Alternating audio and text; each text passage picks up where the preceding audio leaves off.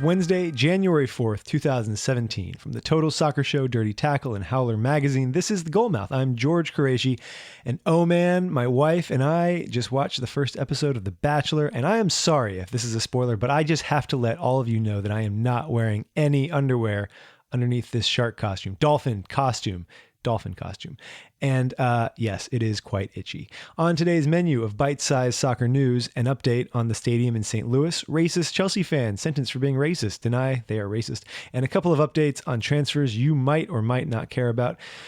So you do remember those Chelsea fans who pushed a black guy off a subway train in Paris, not like onto the tracks, just off the subway train, like because it was crowded or something, back in February 2015, while chanting, quote, "We are racist, and that's the way we like it." Yeah, a French court has found 4 of them guilty of aggravated racist violence, fined them a combined 10,000 euros, and given them suspended prison sentences. Only 2 of the defendants showed up in court, and one of them, James Parsons of Dorking, that's an actual place in England apparently, Dorking, who admitted to repeatedly pushing Souleymane Sylla off of the train car, said, quote, "I am very sorry to Mr. Sylla, but I was not racist in any way." The governor-elect of Missouri is doubling down on his refusal to put state funds toward a new soccer stadium in St. Louis, telling a reporter on Monday that, quote, "To be very clear, I have completely ruled out state funding for stadiums." What a jerk, right? I mean, what a fiscally responsible jerk. Anyway, that still leaves tax dollars from the city, right? Ooh, maybe not. Also on Monday, the St. Louis alderman who is sponsoring the $80 million ballot initiative for the stadium, that's a citywide initiative, said, quote, "I was hoping to get to the point where this proposal made sense for St. Louis, but I'm feeling that less and less." And the mayor's chief of staff said, quote, "It will be tough to get this done without the state's support." Not looking good for a new soccer stadium in St. Louis.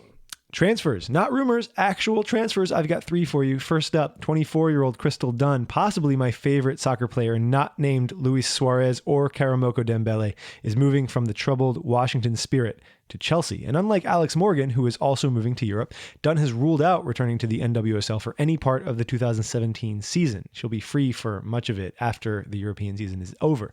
23-year-old German international Julian Draxler is moving from Wolfsburg to PSG. Don't really have anything to add to that. And finally, 21-year-old Ethan Horvath, who is possibly a future U.S. starter, even though he shows absolutely no signs of male pattern baldness, has moved from Molde to Club Brugge, 2 club names that have ambiguous silent E's at the end, and I don't really know how to pronounce them. Okay, here's the thing about this transfer, okay? I'm going to break it down for you. It's good news for these young kids, right? I'm happy for them, etc. But let's take a look. Let's take a moment to consider what this means for Club Brugge's current starting goalkeeper, 33-year-old Ludovic Butel. This is a guy who, shall we say, he has some self-esteem issues, and I'm a little worried about him. I read now from a story that appeared in Marca in 2008 when Ludovic was on loan from Valencia to Valladolid, entitled, through Google Translate, "Butel assumes that he must leave." Here it is.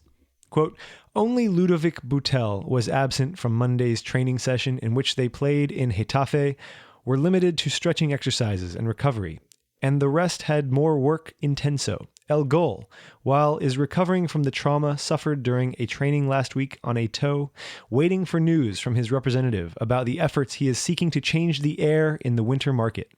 Butel, loaned by Valencia, has played 8 league matches and cannot sign for a Spanish team, but there are several clubs in his country interested in getting their services, as his horizon at Real Valladolid is very complicated.